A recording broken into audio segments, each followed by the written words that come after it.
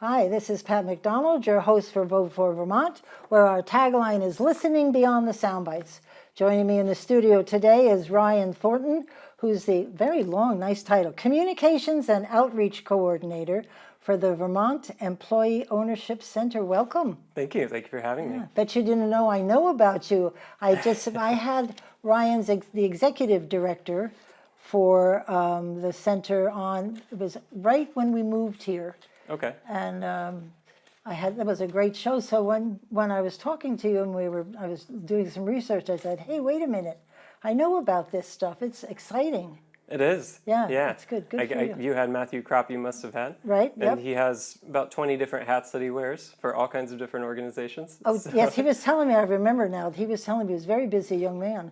He is. Yeah. And very passionate about employee ownership. So I'm glad you're on the show, because people need to know you're out there and they do, and why it's good to be employee owned. And I was thinking of all different reasons. You know, if it's a family business and mom and dad have had enough and there's nobody there to take their place, a family member, you might want to turn it over to your employees and keep your legacy going. There's tons of reasons. Absolutely. So why don't we start out with you introducing yourself to our viewers and a little bit about who you are.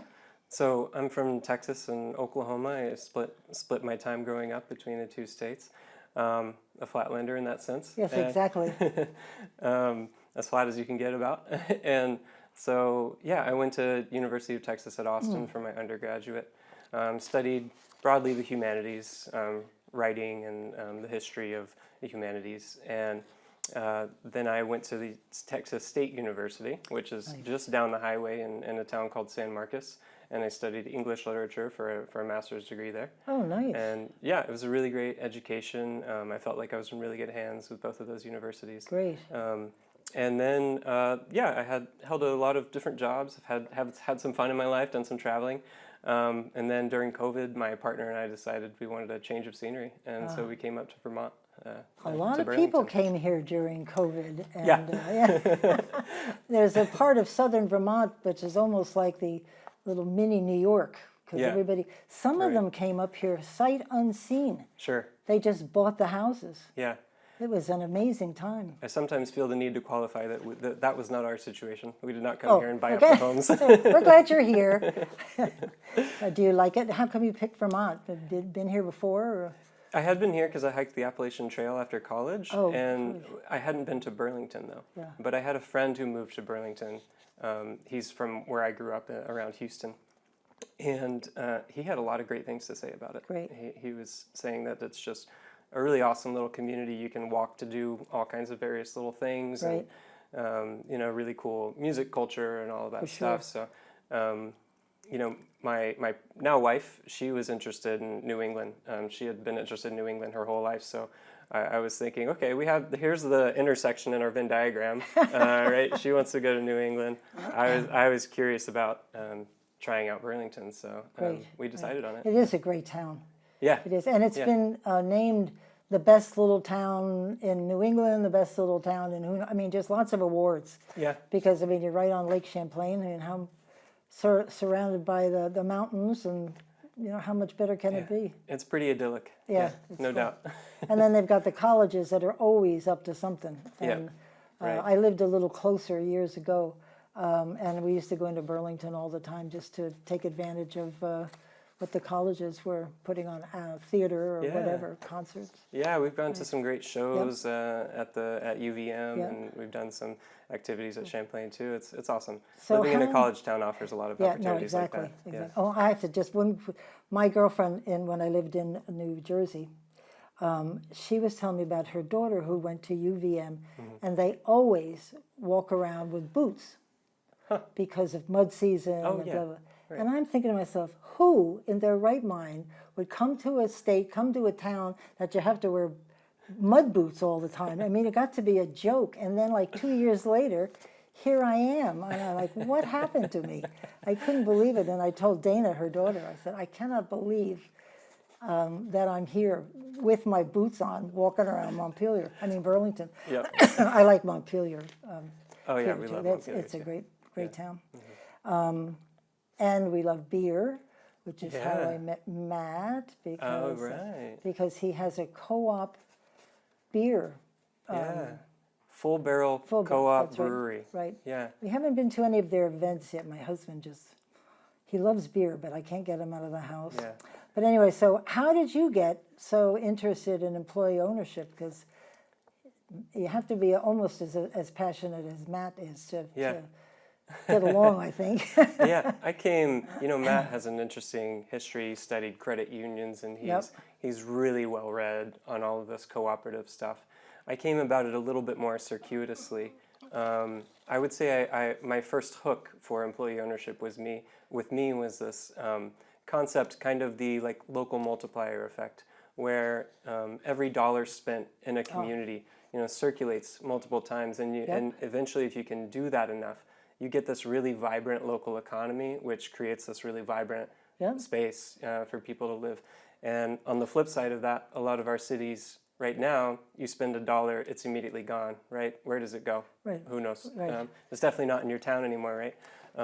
And so I was really interested in sort of the economic side of how do you create really vibrant small businesses? How do you create active sort of main streets instead of these sort of hollowed out shells that a lot of towns have now, where it's some national chain that sort of just moves in, and because of a lot of different reasons. So employee ownership was really exciting to me, because what happens there is the money that you're getting as wages, right? It's going straight to the employees, and so it's going right back into that town. And so I think it's a wonderful model that really sort of it's one piece of the cooperative economics sort of puzzle, right? And That's so you have employees who are earning more, they're spending more locally, and so I think it really does make for a really vibrant economy.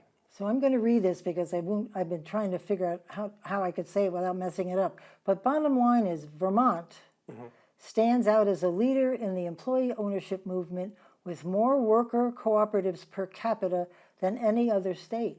Yeah. Once again, this little state is leading the way. A little great. easy with so few people, maybe, but... Well, we are sort of an entrepreneur state. We are.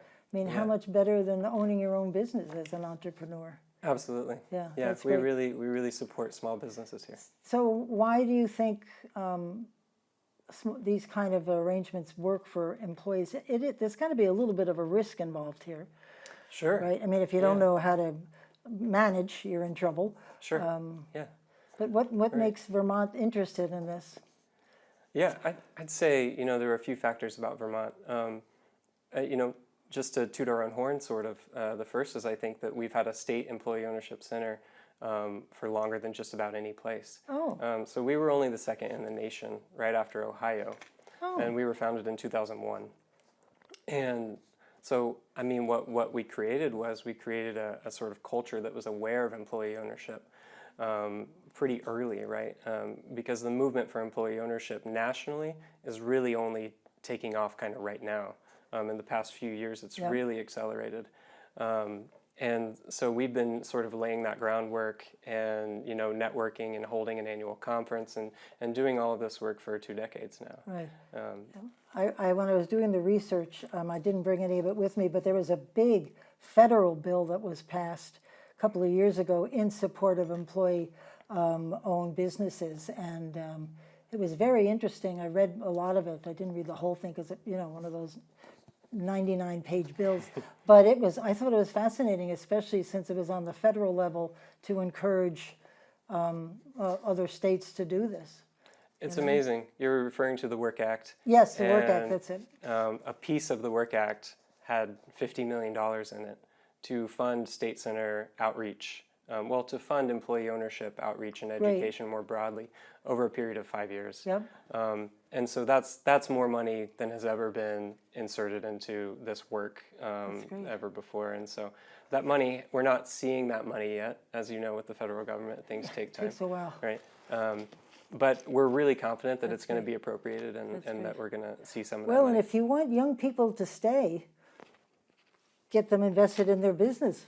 Exactly. I mean, then they have a real reason to stay because they're in charge. And So tell me we'll go through the different types of structure there is, but so my dad's leaving and wants to turn over to me and all our employees. So he goes to you. How does the conversation start? How do you get us to understand what it's all about, and what's the best structure for us? Yeah. Right? Because there's a couple of choices. Right. And ultimately, we're not going to make that decision, right? Right, That the would have to be your employee, decision. right. Because the choice of the structure really comes down to your values and your vision and what you want for the company. And at the end of the day, there are some characteristics of a business that are going to make it a better fit for one structure or the other.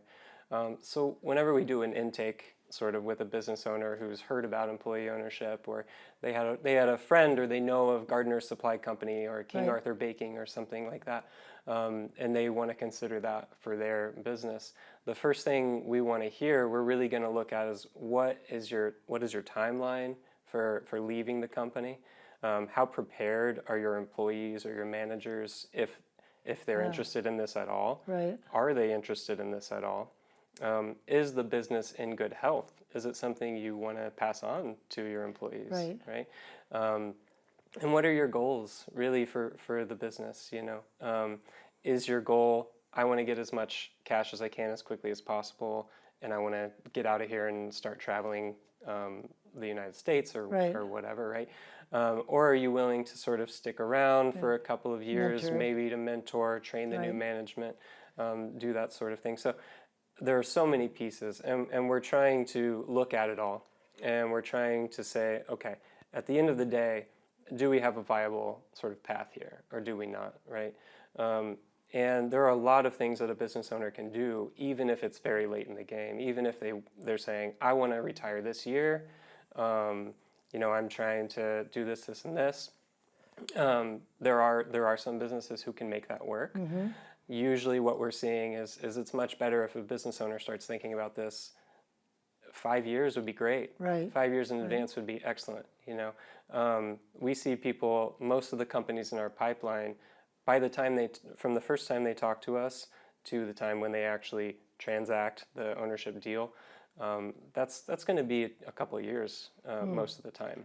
Right. So we are not trying to make a decision here and there, right? We're trying to help them think about ownership succession more broadly, management succession as well, and then we're trying to educate them about the benefits and potentially the downsides of some of the structures.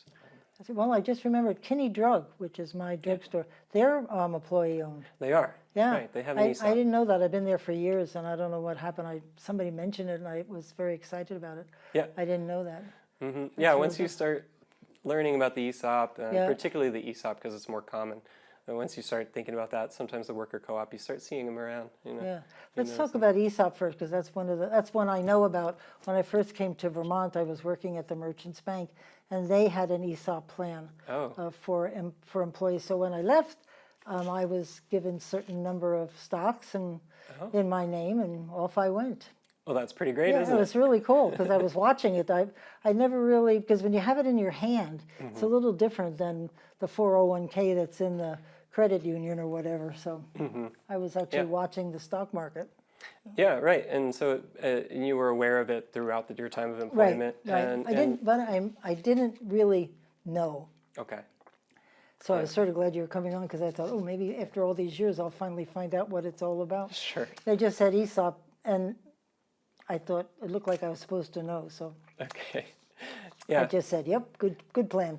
It's often the case that companies, particularly a bigger company with an ESOP, is not doing all that it can to communicate the value of that ESOP and to communicate what employee ownership really means.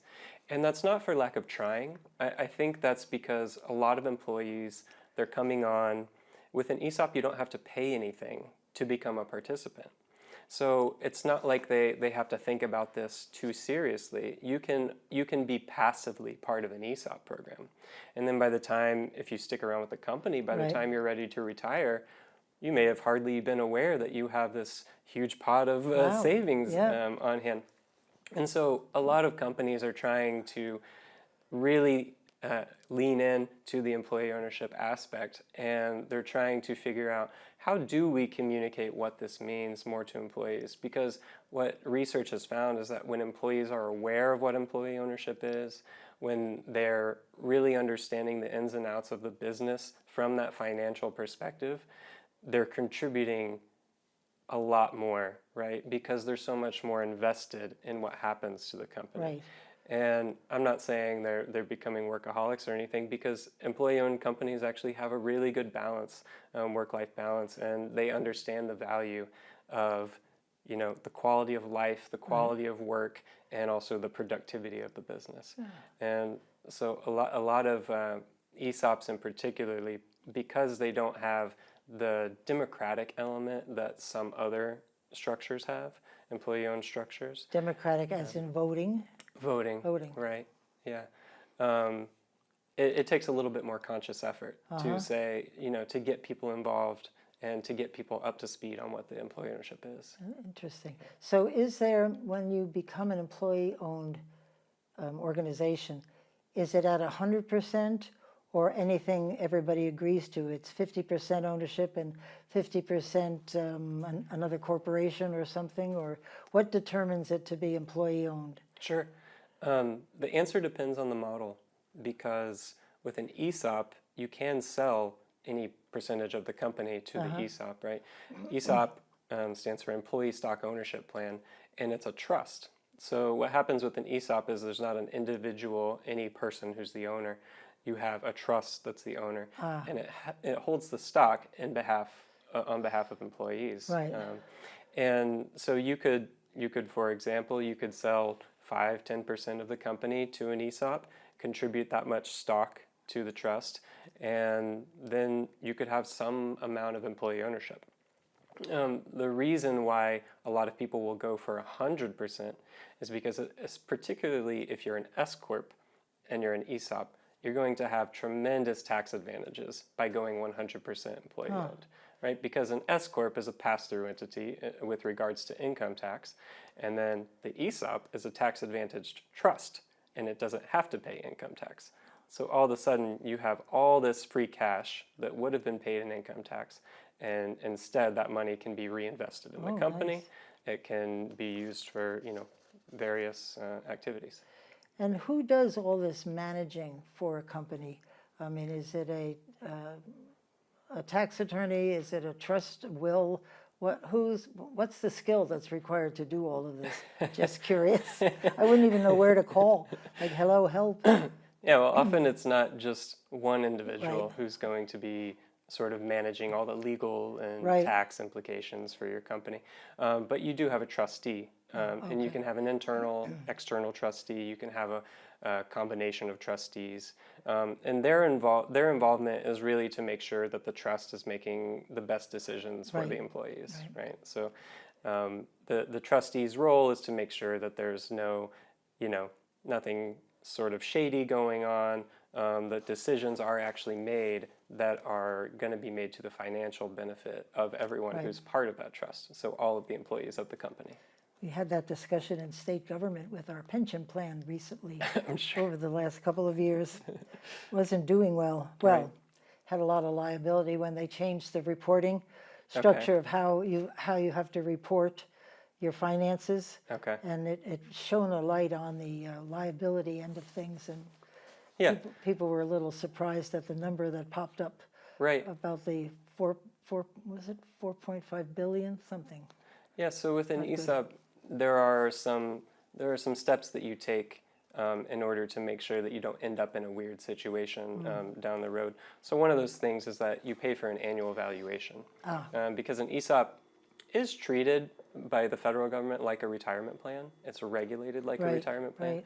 As you said, Yeah. when you left, Yeah. you didn't have to wait for retirement, right? Nope. You got your money, Yeah, right? And I was vested. I had to be vested, but you but do it have was to be mine. vested, right? But that's a passive act that Yep. happens over time, and so yeah, whenever they get a valuation every year, it sort of makes sure that everything is checking out, right?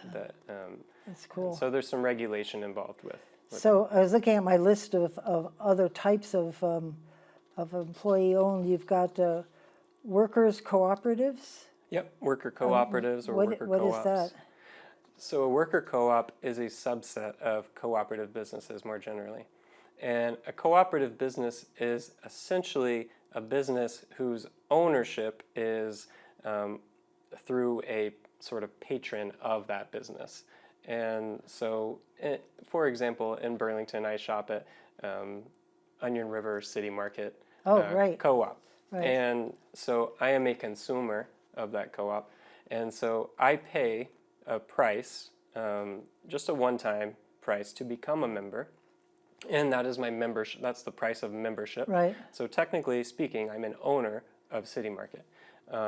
And that's because I use City Market, and so that's my contribution to the business, is that I purchase goods from it.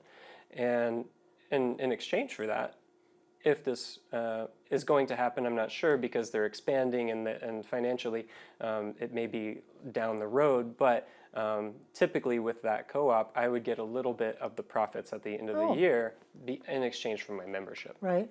And in exchange for how much I purchase at the co-op, in exchange for my use. So there are lots of different types of co-ops. With Cabot cheese, for example, you have a producer co-op. Right. So the producers of the dairy products co-own the business together, and it's a similar distribution of profits, a similar voting system. Drinking beer at Matt's Brewery. Right. Exactly. So I was Now a we're member talking. of Full Barrel, right? Yeah. Yeah, and so with a worker co-op, all of that is true, except the members are the employees, and Okay. yeah, I got it. so it's not like an ESOP in that sense, because just like I had to pay a price to become a member of City Market, my grocery co-op, Yep. if I was an employee at a worker-owned co-op, I would also have to pay a price. Oh, I was Right. going to ask you, is there an initial Yeah. funding investment? Is it substantial, or could be? Yeah, so it's not priced to be seen as sort of an investment in the sense that this is necessary capital for the co-op to yeah. use, because that would almost always that would make it out of reach for people Right. if it were priced that way. Right.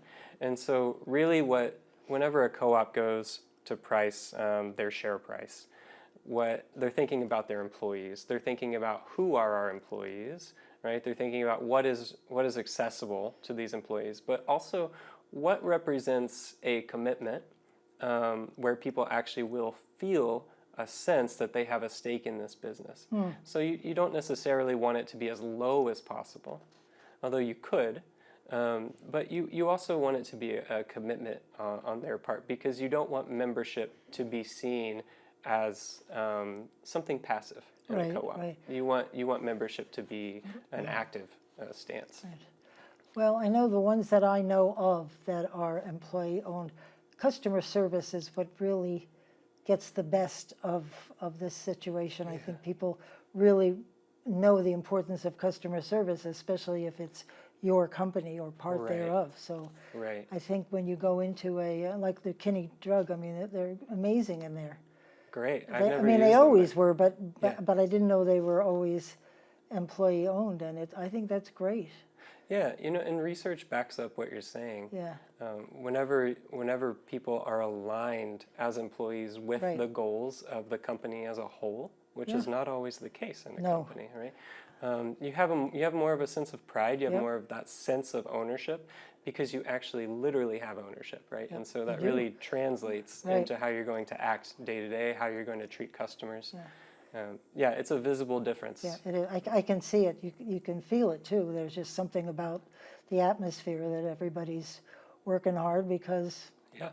they want to. It's not for that other guy who's making so much money and he doesn't understand what we do. Right. Because everybody's working together. Right. Right? That's really great. So let me see. There's direct share ownership. That's another variation of the theme. So that would not be one of the models that we consider. So there are three primary models that and we what are look those? at. The ESOP is the Right. most common. Yeah. And then the worker co-op is the second most common. Yeah. I feel I should give a shout out because we are right across the street from New School of Montpelier, who is one of the largest worker cooperatives in the state. Oh, really? Mhm. Oh, Yep, and they've been around quite a while, and, Yes. they're doing great as a co-op. that's great. And what's the third shared And capital? the third is the employee ownership trust. And the employee ownership trust, the reason you probably didn't come across it is I because didn't. it's really quite new in the United States. Oh. It has been treated favorably in the UK from a sort of regulation and tax perspective. And so therefore it has been growing rapidly in England and in Scotland and in the UK as a whole. And so people in America are really just now becoming more aware of the employee ownership trust. Interesting. As an And option. why is it different than, because the ESOP is a trust. It is. So why is this different somehow, or It is different, right? So the employee ownership trust and the ESOP are both trust ownership, right? So they're indirect ownership of the company. The way they differ is primarily due to how they're set up and what their purpose is. So the ESOP is regulated like a retirement plan. You have wages, obviously, as an ESOP employee. You have benefits, obviously. But then the ownership piece, financially, you're going to see upon leaving the company. So that's at an ESOP, right? But with an EOT, you're actually seeing the benefits of your ownership through the trust through regular profit sharing. And so it's similar to a worker co-op in that sense, in that whenever you leave a co-op, you're going to get your share price back, the amount you paid. Right. You're going to get any patronage, which is your portion of the profits that they've allocated to you over time that's been held in an account in your name. You'll get that back. But typically in a co-op, you're not going to get equity in the company back. Right. So you're not going to pay $50 to become a member of a worker co-op, and then that grows to $3,000 by the time you leave. That's not how it works, right? And so similarly with an EOT, they call it naked in, naked out, right? So you don't pay anything with an EOT to become an owner. And when you leave, you don't get anything either, right? So if there are profits in an EOT, they're going to distribute those among the employees through a sort of pro rata defined formula that they're using of some kind. And so, and in an EOT, you can set it up so that profits are distributed quarterly or annually or whatever makes sense for you. Interesting. And if you're not good at saving, it's not good at the end, is it? Right. Exactly. Yeah. That's why an ESOP, if it's like a pension, that would be good because it's there for you when you may need it most. Yeah. That's great. How many are in Vermont? Do you know the number of how many employee-owned businesses are there? Total of all the models combined, I Yeah. think we're looking at around 50 who are going to be Vermont-based. Nice. Or with a significant presence in Vermont. And then you have companies like Kinney Drugs who are in Vermont, but they're not based in Vermont. And so that's another 10 or so, or maybe even more. And so you're probably looking at around 60 plus That's total good, isn't it? employee-owned That's good. companies. Yeah. So what kind of services, I mean, once you figure out what you've set them up, do you continually be there for them for any questions they may have, or are they pretty much on their own with their own financial people and attorneys and all that stuff? Yeah, that also depends on the models. Oh. So it's funny because we do talk about employee ownership as if this is sort of one thing, right? But it's so different depending on whether it's a worker co-op, a ESOP, or EOT. And so another thing that we're working on, because Vermont Employee Ownership Center has only had, for most of its history, 1 or 2 staff, often working part-time, so our capacity has been pretty low. We've done a lot with that limited capacity, but we haven't had all the capacity to sort of be those resources for existing employee-owned companies. But at the end of 2022, we brought on another staff member, Annie Winkler, and Annie actually worked at Real Pickles Cooperative for about a decade. Cool. And anyone who probably buys fermented foods or anything is aware of Real Pickles. They're a great co-op, they're a worker co-op, they're a great company. And so Annie came to VEOC with a lot of knowledge about how a co-op is actually run. and what are the ways that you actually can improve governance, improve operations, what do good bylaws look like, all of this sort of nitty-gritty stuff that takes a lot of time and attention to really improve and to really work on. And so Annie has been very much increasing our capacity for working with existing worker co-ops to sort of do meeting facilitation. If there's a conflict, Annie can help with that, or this or that. And to be clear, Matt, our executive director, had been doing that work as well. But now having two people who can do that work is excellent, and we're able to really take that on in a new way. Right. You hit the Rotaries and all those. Because those are great places to find businesses, that's for sure. Right, yeah. We do a lot of outreach to Excellent. RDCs and the chambers and the Rotaries, and we go to as many, we'll just go to talk to anybody who will help us. That's how they learn. It's not the easiest thing to grasp, if I may, because there's a lot of questions that come to mind about where the loopholes are, where's the... Right. Where's the warning signs or danger, Right. Because you really have to know your stuff, I would think. Absolutely. And, that's true for co-ops, but with ESOPs in particular, because there's the federal oversight. There's always that.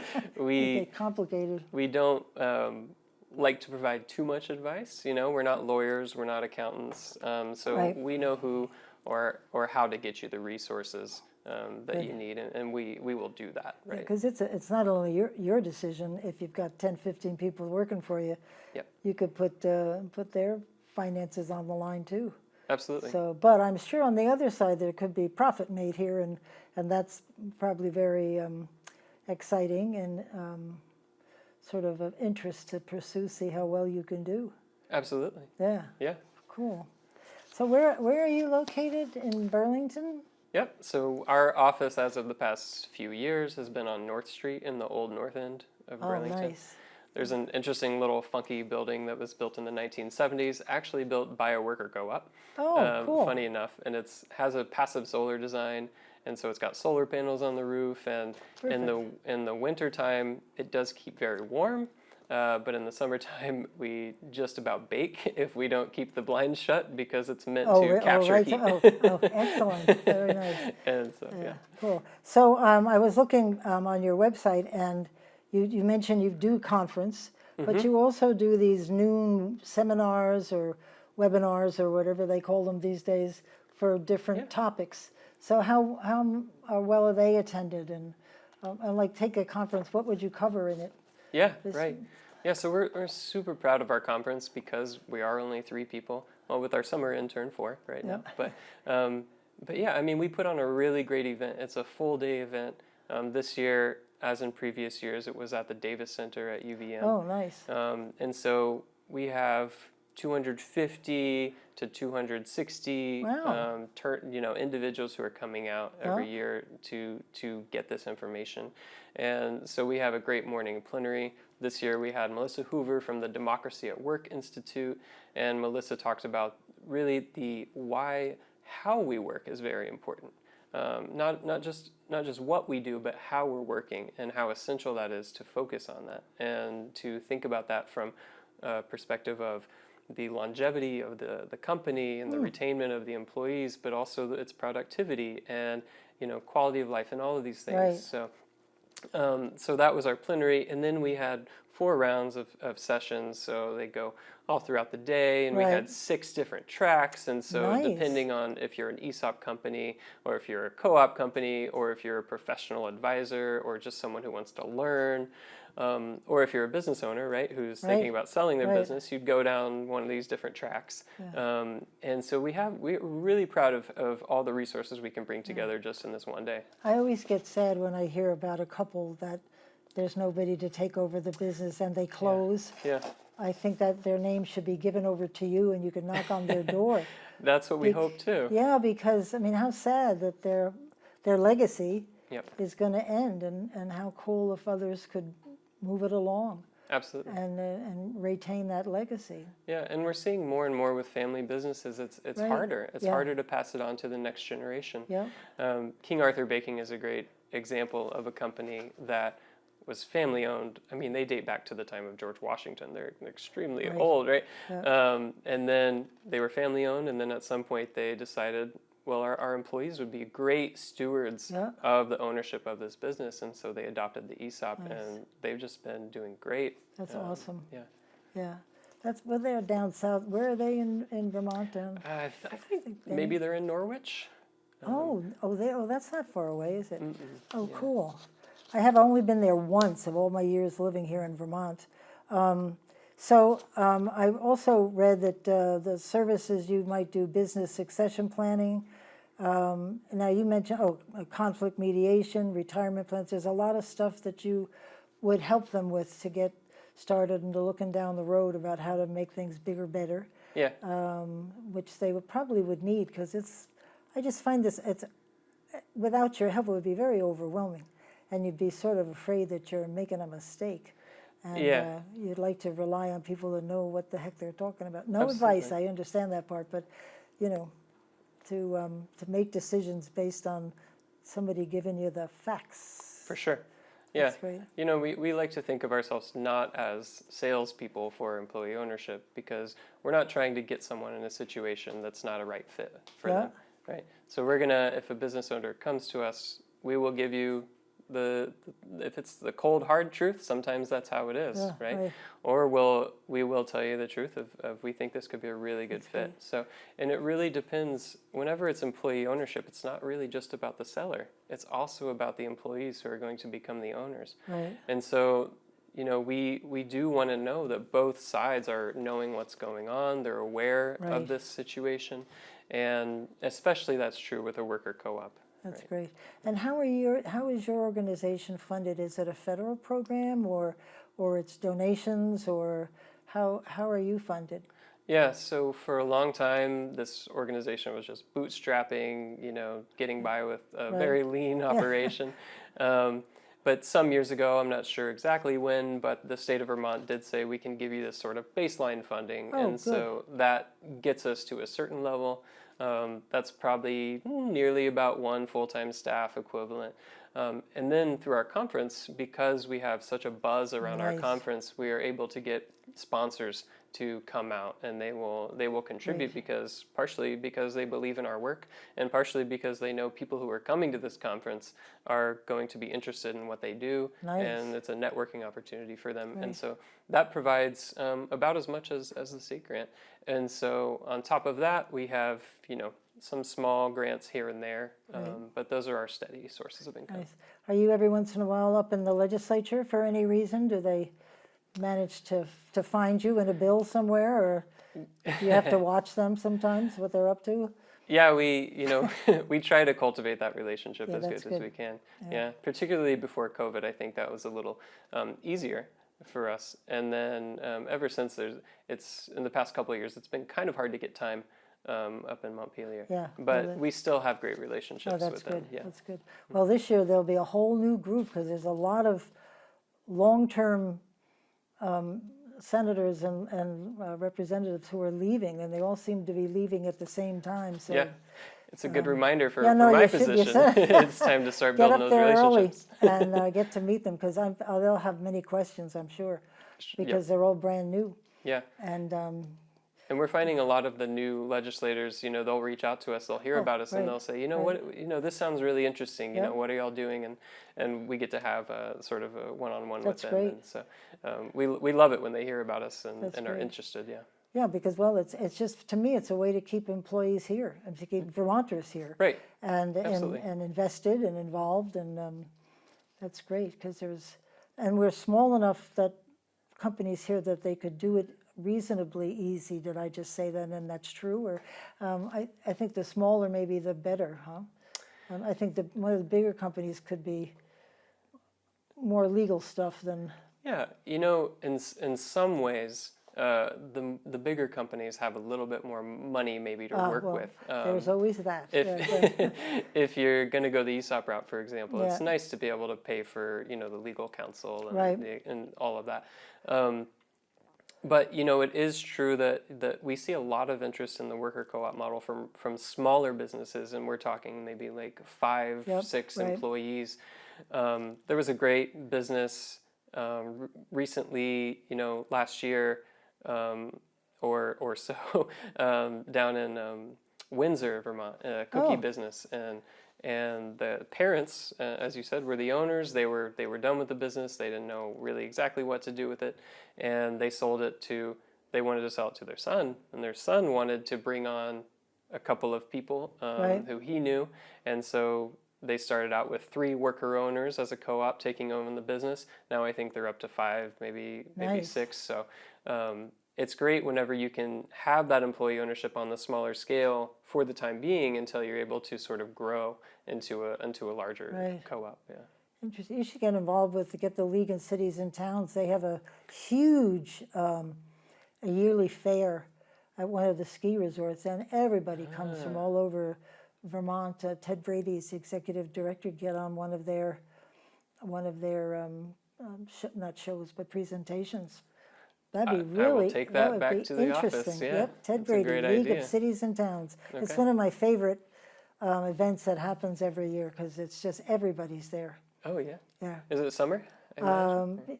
A little bit more towards a little closer to the legislative session, so they can get those guys in there too. Right. Yeah. But it's usually like in one of the ski resorts, and it is just packed. Okay. And I mean, there's mostly municipalities, but it's also a lot of businesses show up there. Yep. And so you could do a seminar. Yeah. How's that? And I think there are other cities around, the U.S. who are trying to consider what they can do to support employee ownership and to support co-ops as well.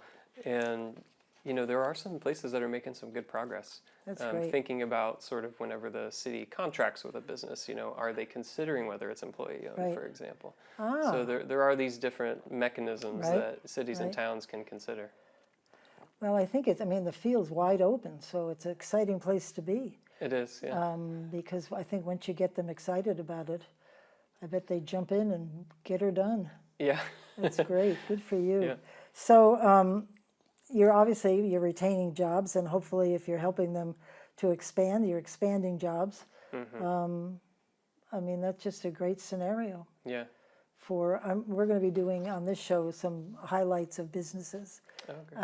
And just so that people know, because I know when I moved to New York, I moved from New York to here, and I think the largest businesses at the time were, well, IBM, but that was a league of its own, like 8,000 with state employees, but 1,500 was considered a huge, and not so where I come from in New York. It was, 20,000 or something. Yeah. And I just found it very interesting that 50 employees is a decent-sized company here, and yep, it's a different. It's all relative, right? Yeah, for sure, and they thrive, and I think you're right on COVID. There was a company that opened up in Barrie right in the middle of COVID, a restaurant, and it's still going on. I couldn't believe how they did it, but they must have had some magic pill somewhere.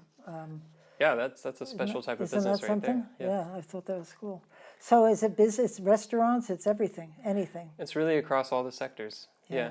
You see that some types of ownership tend to favor certain industries or vice versa, just because in some cases, like, for example, let's think about Cabot, the cheese cooperative, right? Or the dairy co-op.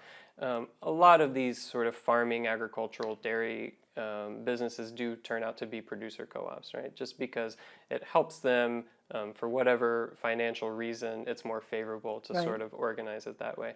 And with grocery co-ops, you have consumer co-ops often.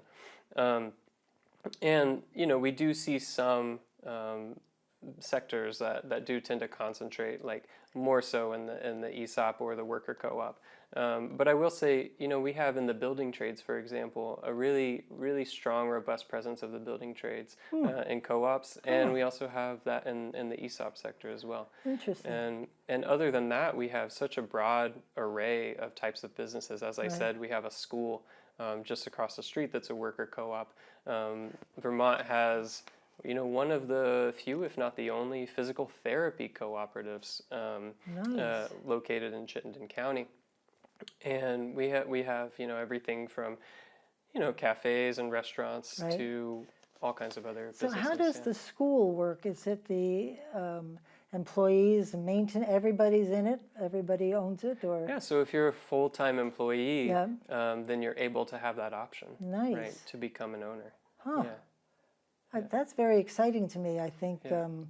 how they might work together and really set a strong curriculum and kind of encourage each other to do the best one can. And that's excellent. What's the name of it? It's right over here. This is New School of New School, Montpelier. right? Yeah.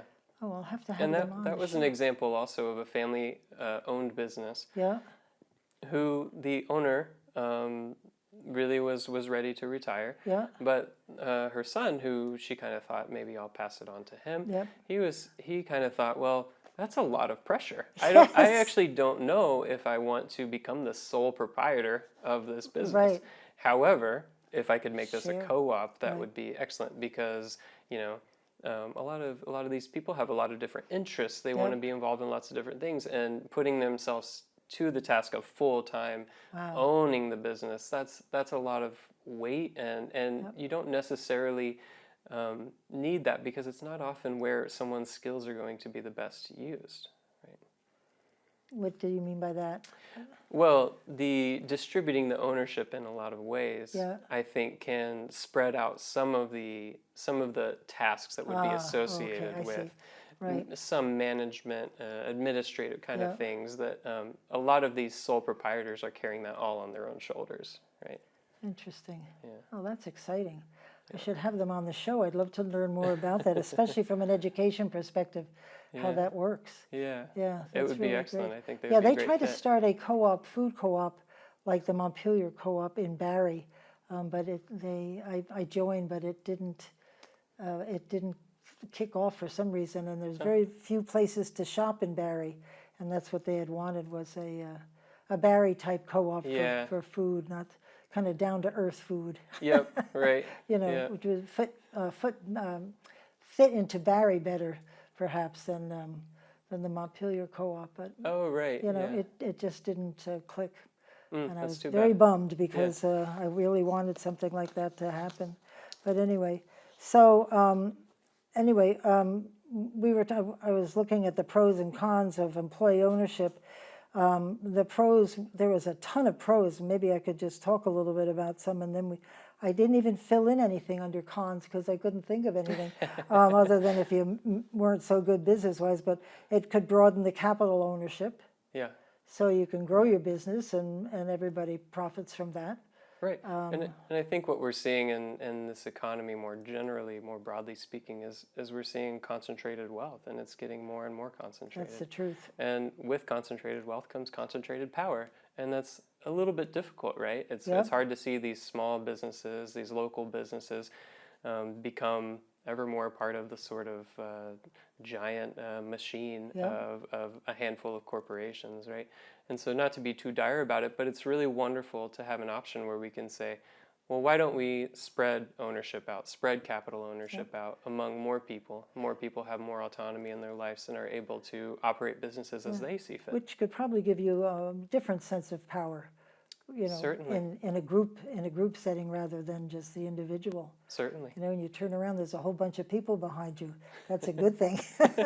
So it also talked about deeper employee participation, because if you're an owner, you want it to be successful, so you roll up your sleeves and get her done, Absolutely. right? Yeah. And it said retain jobs. We talked about that, and increase living standards for working families. The more successful, the higher the salaries. And Yeah. there you go. Yeah, well, and what we're seeing is even if we compare an apple to an apple with an employee-owned company to a non-employee-owned company that are very similar, we see really great results. We see higher household wealth among the employee-owned company, and that's at an ESOP where most people think of the ESOP benefit as being whenever you leave the company, right? Right. Upon retirement, Right. because that's how it's structured. But in reality, we're seeing better benefits. We're seeing higher wages. We're seeing more household wealth among these people.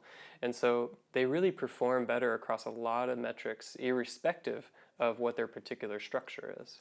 And they're also feeding into the community, which helps stabilize the community because there's more people working, and et cetera, et cetera. So Absolutely. so now what's the cons? I honestly got, other than if you fail, that wouldn't be so good, but Yeah. I think in some cases, particularly this may be for worker cooperatives, for example, because there is that formal voting democratic structure built right. in, you can have sort of the cost of deliberation, the cost of shared governance, Yep. which is not a con. Obviously, co-ops and many democratic workplaces see that as a Right. very great thing and a benefit.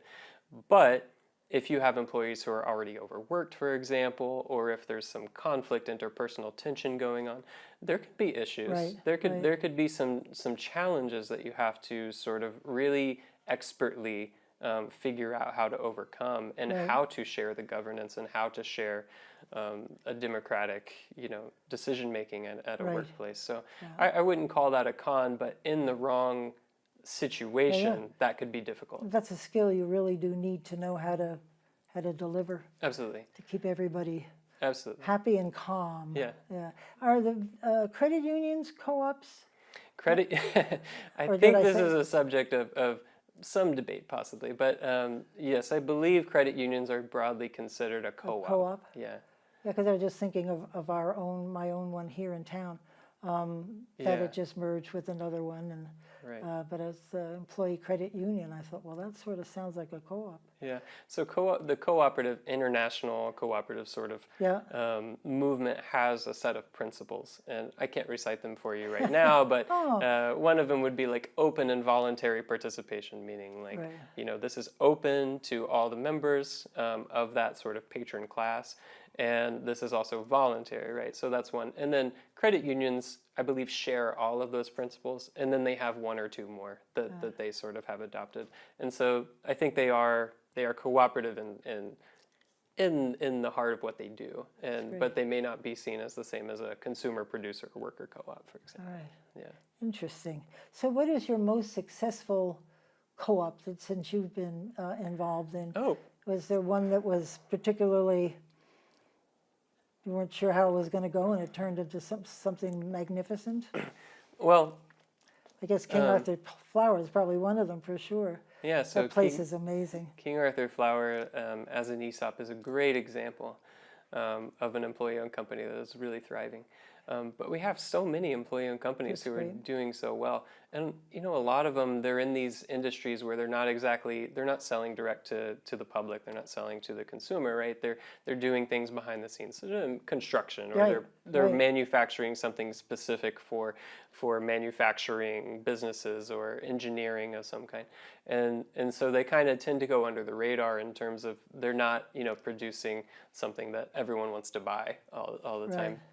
But then, with our co-ops, we have some really excellent businesses that are really doing great. I like to think of the new ones because it's just exciting to Right. have some new co-ops. So we have, I referred to the Cookie Cooperative. Their name is Covered Bridge Cookies. They're Nice. just doing great. It's awesome to see the enthusiasm among their worker owners, and that they're growing, and that they're taking this tradition, and that they're holding to that tradition and building on that legacy, but creating something sort of new with it, and they're adding their own sort of personalities and preferences, Nice. and making something really great for people.